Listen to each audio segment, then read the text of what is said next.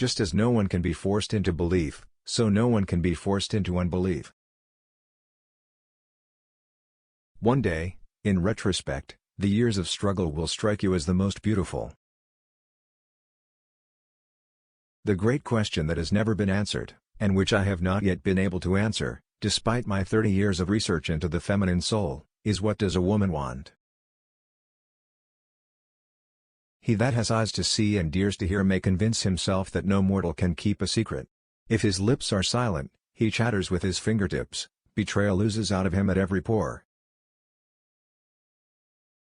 The intention that man should be happy is not in the plan of creation. We are never so defenseless against suffering as when we love.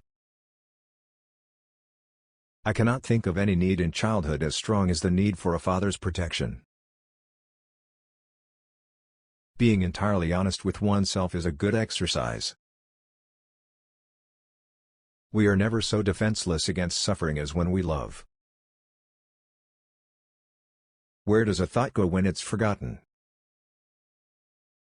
A woman should soften but not weaken a man.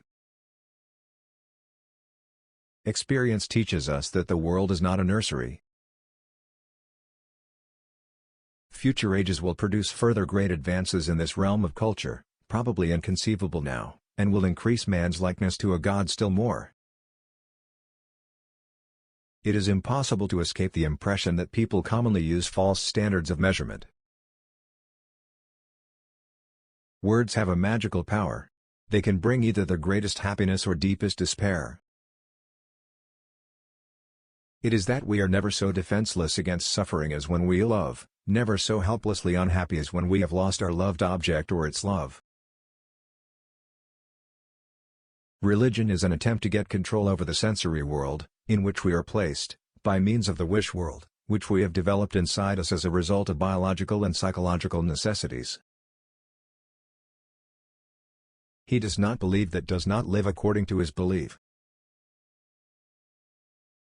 When making a decision of minor importance, I have always found it advantageous to consider all the pros and cons.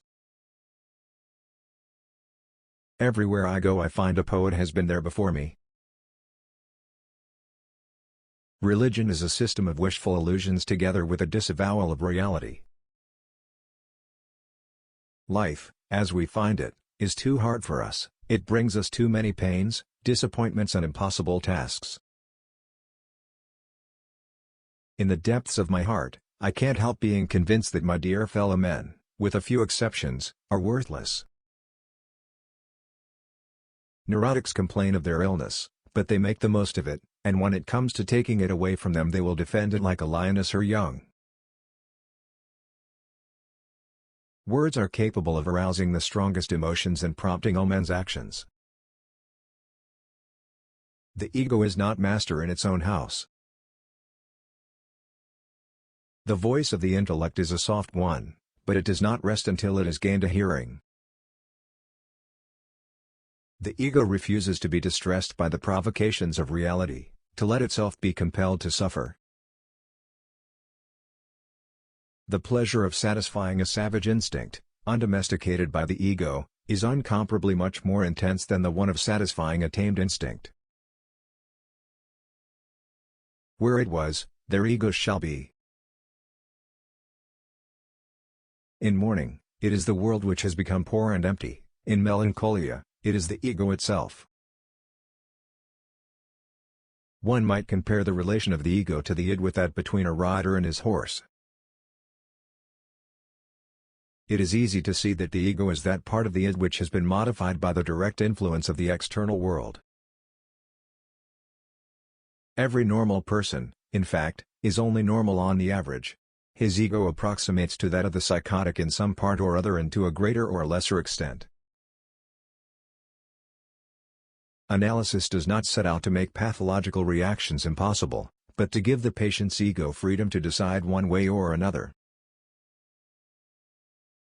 Children are completely egoistic, they feel their needs intensely and strive ruthlessly to satisfy them.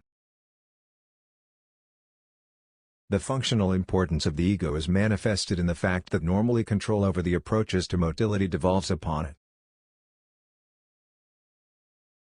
Towards the outside, at any rate, the ego seems to maintain clear and sharp lines of demarcation. The poor ego has a still harder time of it. It has to serve three harsh masters, and it has to do its best to reconcile the claims and demands of all three. At the height of being in love, the boundary between ego and object threatens to melt away. The repressed merges into the id as well, and is merely a part of it. Originally the ego includes everything, later it detaches from itself the external world. There is no doubt that the resistance of the conscious and unconscious ego operates under the sway of the pleasure principle. The ego represents what we call reason and sanity, in contrast to the id, which contains the passions. Neurosis is the result of a conflict between the ego and its id. A transference neurosis corresponds to a conflict between ego and id. The repressed is only cut off sharply from the ego by the resistances of repression. It can communicate with the ego through the id. The ego feeling we are aware of now is thus only a shrunken vestige of a far more extensive feeling. The ego is first and foremost a bodily ego. It is not merely a surface entity, but is itself the projection of a surface. Everyone has wishes which he would not like to tell to others, which he does not want to admit even to himself. The virtuous man contents himself with dreaming that which the wicked man does in actual life. We are what we are because we have been what we have been. Dreams may be thus stated: they are concealed realizations of repressed desires. Dreams with a painful content are to be analyzed as the fulfillments of wishes. Dream disfigurement, then, turns out in reality to be an act of the censor. The ideas so far produced are insufficient for the interpretation of the dream. The dream is a sort of substitution for those emotional and intellectual trains of thought. Dreams tell us many an unpleasant biological truth about ourselves, and only very free minds can thrive on such a diet.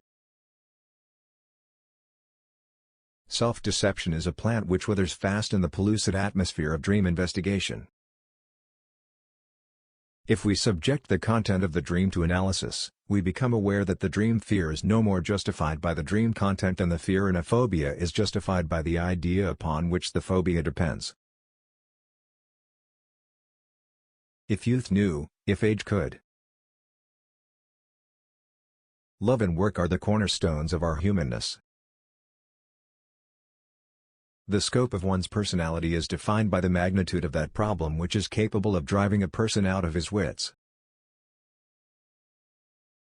Before you diagnose yourself with depression or low self-esteem, make sure that you're not surrounded by fools.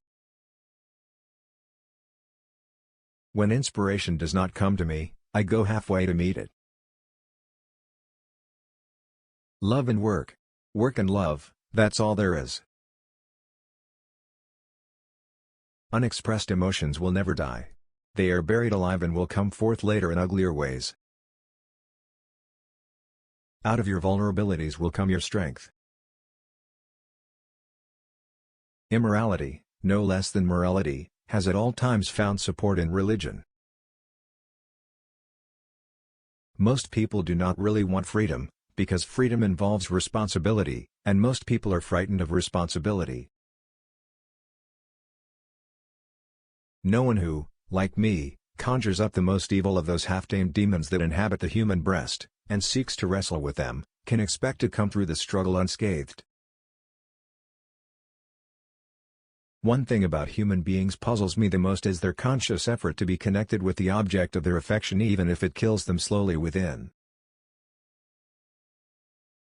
Whoever loves becomes humble. Those who love have, so to speak, pawned a part of their narcissism. In the small matters trust the mind, in the large ones the heart. A certain degree of neurosis is of inestimable value as a drive, especially to a psychologist. Religion is an illusion, and it derives its strength from the fact that it falls in with our instinctual desires. Men are more moral than they think and far more immoral than they can imagine.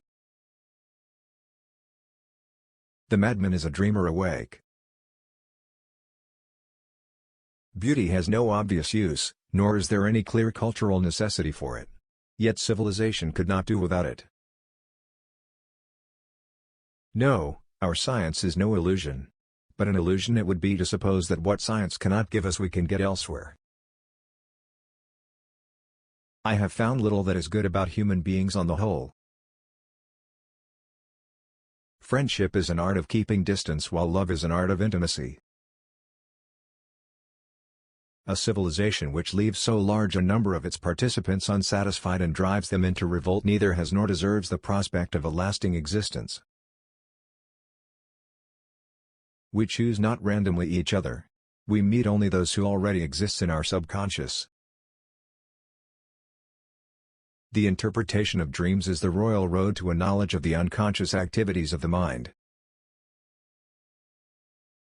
The goal of all life is death.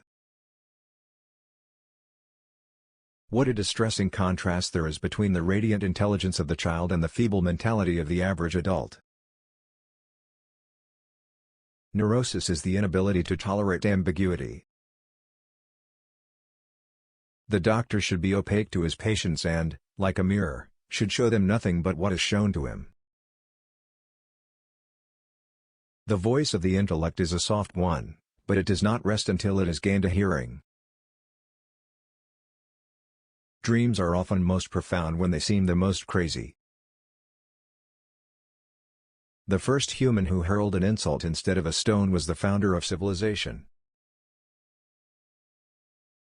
Flowers are restful to look at. They have neither emotions nor conflicts.